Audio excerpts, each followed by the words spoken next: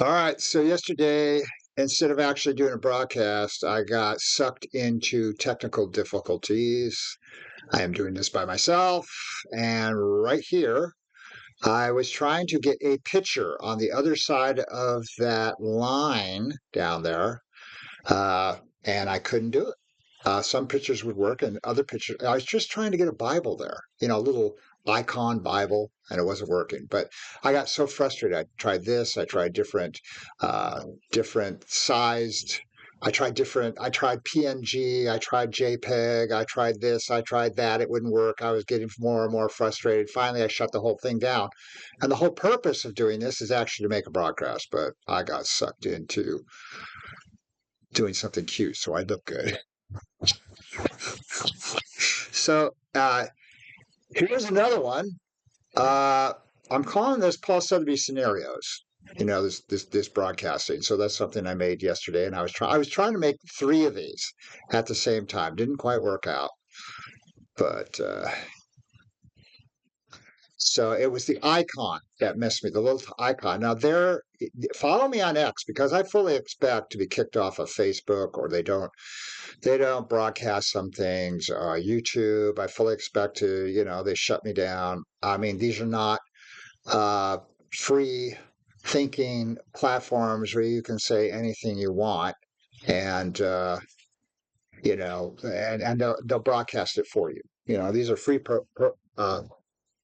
these are free programs, free platforms that are controlled. I mean, they don't follow the Constitution of the United States. They have their own rules. If you want to say whatever you want to say, then there's certain things they don't want you to say. So whatever. So follow me on X. I think that's the best place to follow me is actually on X. So there it is. That's where you follow me if you think I'm not crazy.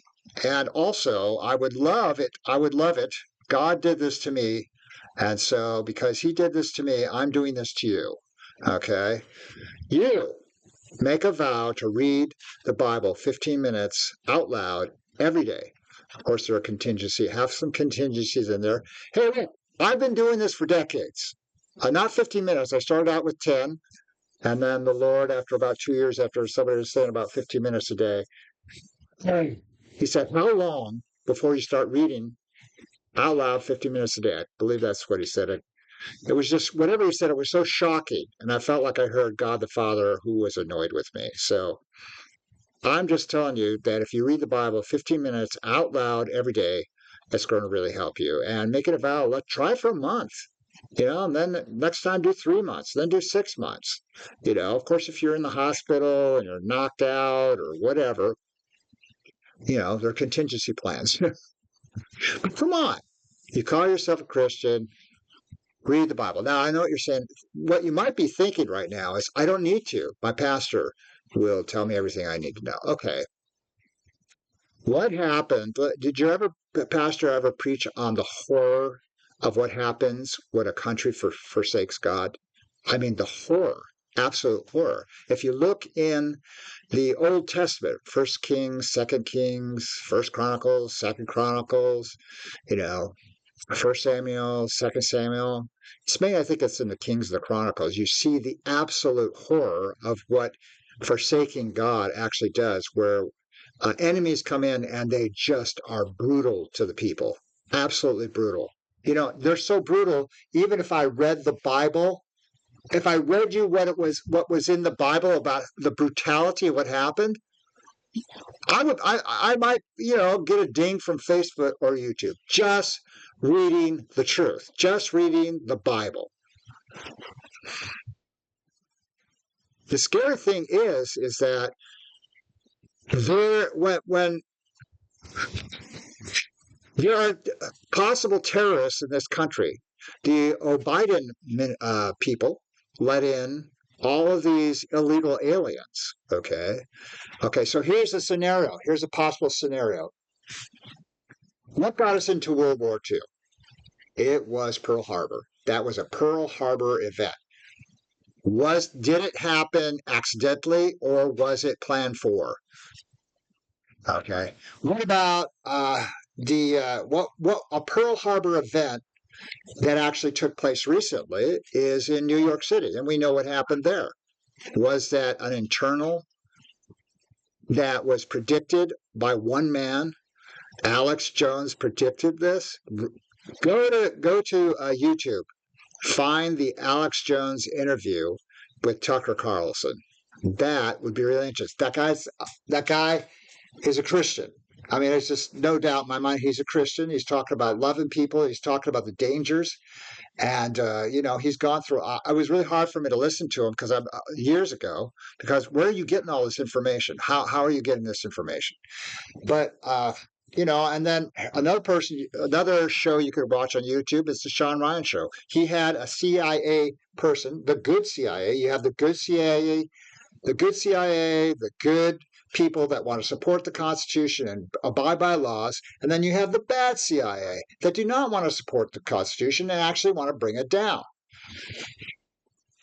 And this good CIA person, as best as I can tell, was talking about a major event coming soon, and the Bible, or maybe 50, 60,000 Americans lose their lives from terrorists. It will be a way to shut down free speech. This is and just cause a dramatic thing in this country. Shut down the government like never before, like it's never happened before. Thank you, Biden, and everybody behind that. Thank you very much for letting all these people in. Thank you, liars in the media that said everything was okay and the people believed you. Come on. Because this is one of the reasons I get motivated right now. Look, if you're a Christian and you know the Lord and God has called you to do something, it's time for all hands on deck. It's time for all of us to do our part, to get a message out, to whoever you are influencing, to influence people with the gospel. It's time to get people really saved. Here's another possible scenario. I don't like this scenario at all, and maybe you won't like it either. But military operations have been, when you're training for a military operation, and I've never been in the military, but somebody I know has, I was listening to him. You might train for a particular operation, and you approach it from 30 different ways on how to do something. And then once you actually get in the operation, you might discard all of those 30 ways and do something totally different, but you're ready because you've been planning for it. What if the letting of people in was more than just one thing? Because they're murderers, rapists,